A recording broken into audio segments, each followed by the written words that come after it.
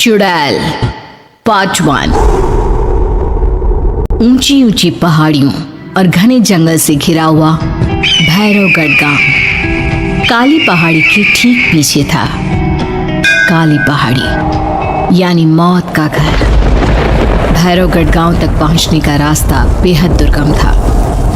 लगभग 24 घंटे घने तूफान और तेज हवाओं की वजह से वहां के वीराने माहौल की कहानियां लोगों के दिलों को दहला देती थी।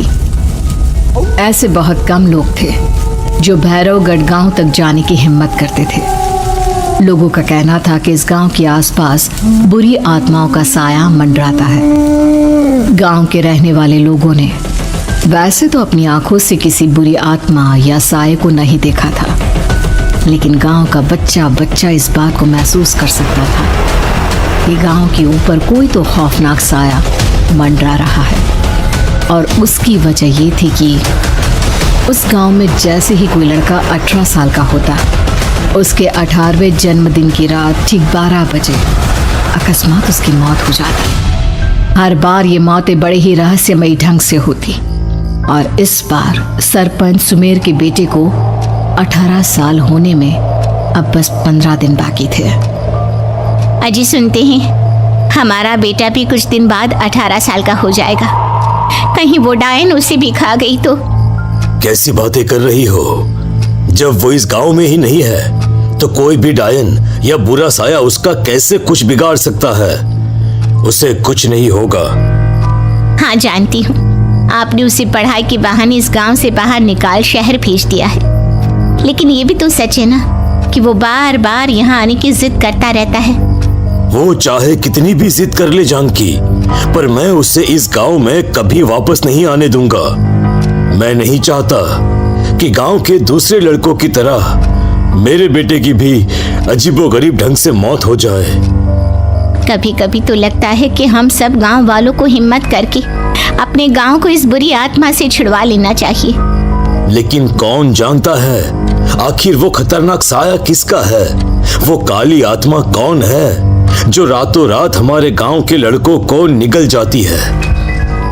सुमेर और जानकी जब ये सारी बातें कर रहे थे तब रात के लगभग 10 बज चुके थे और हर रात की तरह भैरवगढ़ गांव एक भयानक काले तूफान की आगोश में था। बाहर चल रही तेज हवाएं और बारिश के बीच कभी कभी ऐसा लगता जैसे कोई बुरी तरह से चीख रहा है। किसी के तड़पने और चीखने की आवाजें गांव के कानों में बार बार टकराती, पर वहां रहने वाले किसी भी औरत या आदमी के अंदर इतना साहस नहीं था कि वो अपने घर से बाहर कदम रख के उन आवाजों तक पहुंच सके। सो जाओ जानकी और घर के खिड़की दरवाजे कसकर बंद कर दो। अब जानकी सब खिड़कियां ठीक से बंद करने ही लगती है कि तभी उसे अपने घर के दरवाजे पर जोर जोर से खटखटाने की आवाजें सुनाई देती है। इन आवाजों को सुनकर जानकी और सुमेर के चेहरे डर से पीले और हाथ पैर ठंडे पड़ जाते हैं। जानकी, जानकी, इतनी रात कौन होगा? पता नहीं, ऐसा लग रहा है कोई बुरी तरह से दरवाजा खटखटा रहा है। अरे हाँ, पर किसी की आवाज भी तो नहीं आ रही। क्या करूं? दरवाजा खोल लूं या नहीं? कहीं ऐसा ना हो कि किसी को हमारी मदद की जरूरत हो। लड़खड़ाते कदमों से सुमेर दरवाजे के करीब जाता है और अपने कान को दरवाजे पर रख धीरे से आवाज देते हुए पूछता है, कौन है? कौन है वहां? तभी एक बेहद डराने वाली आवाज उसके कानों से टकराती है। दरवाजा खोलो, दरवाजा खोलो, वरना आज की रात इस गांव में कोई जिंदा नहीं बचेगा। मैं जानती हूँ तुम्हारा बेटा 18 साल का होने वाला है। अगर उसकी जान की जरा भी परवाह है तो दरवाजा खोल दो। इस आवाज को सुनते ही सुमेर घबरा कर पीछे हट जाता है और जानकी को पूरी बात बताता है। कहीं वो डायन हमारे घर तक तो नहीं पहुंच गई? अब हम क्या करेंगे? मुझे दरवाजा खोलना ही होगा जानकी।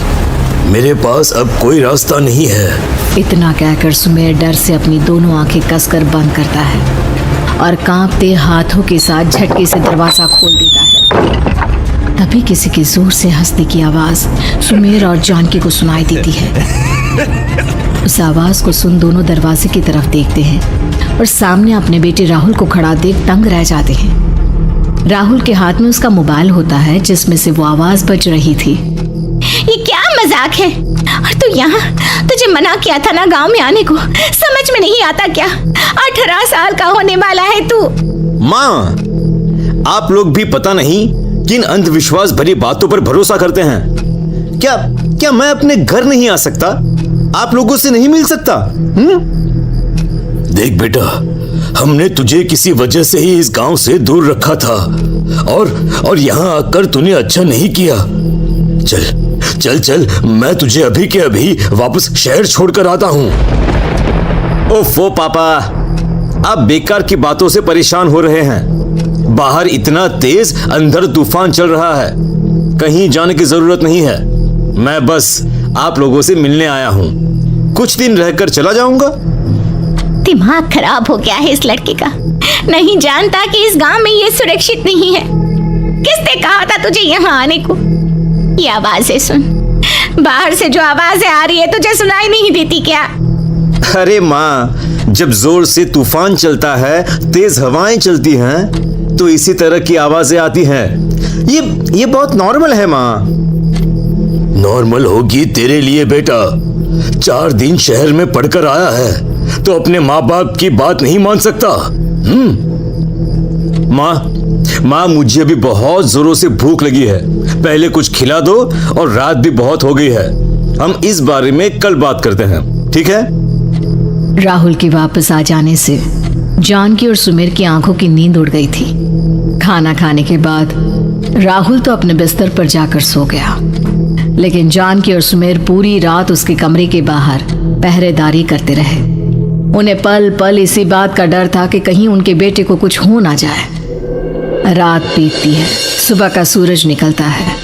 अब जैसे ही वो राहुल को नींद से जागते देखते हैं तो उन दोनों के दिल को सुकून मिलता है।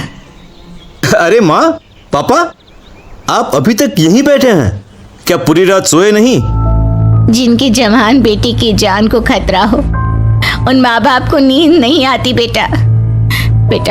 अब तो वापस शहर चला जा। देखो माँ, मैं किसी जरूरी काम से इस गांव में आया हूँ, और वो काम पूरा होने के बाद मैं खुद यहाँ से चला जाऊंगा। काम? गांव में तेरा क्या काम है? पापा, मैं बचपन से ही इस गांव के बारे में बेहद डरावने किस्से सुनते आया हूँ, इसीलिए अब मैं उन्हीं किस्सों के ऊपर डॉक्यूमेंट्री फिल्म बनाऊंगा। रिसर्च करना चाहता हूँ कि आखिर सच्चाई है क्या। हे भगवान, लो जी, सुन लिया, और भेजो इसे पढ़ने के लिए शहर। मैंने आपसे पहले ही कहा था, मेरी बहन के पास दूसरे गांव भेज दो। ना ये शहर जाता और ना उल जुलूल की बात इसके दिमाग में आती। जानकी और सुमेर राहुल को समझाने की बहुत कोशिश करते हैं, पर वो किसी की बात नहीं सुनता और अपना कैमरा लेकर गांव की पास वाली काली पहाड़ी की तरफ निकल जाता है। अब राहुल जैसे ही काली पहाड़ी पर पहुंचता है, उसकी नजर पहाड़ी के ठीक बीचों बीच बनी एक पुरानी झोपड़ी पर पड़ती है। यहाँ भी कोई रहता है क्या? ये इंटरेस्टिंग होगा। राहुल की आवाज पहाड़ों से टकराकर उसके कानों में सुनाई दे रही थी। उसने चारों तरफ का नजारा देखकर वहां की तस्वीरें अपने कैमरे में उतारना शुरू कर दिया। तभी अचानक राहुल ने अपने कैमरे में खींची हुई तस्वीर को जूम करके देखा और उसमें उसे जो नजर आया वो देखकर राहुल की होश उड़ गए। क्या सचमुच उस गांव के ऊपर किसी बुरी आत्मा का साया था?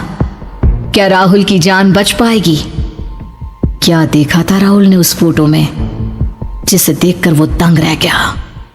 इन सवालों के जवाब जानने के लिए देखिए इस कहानी का अगला भाग।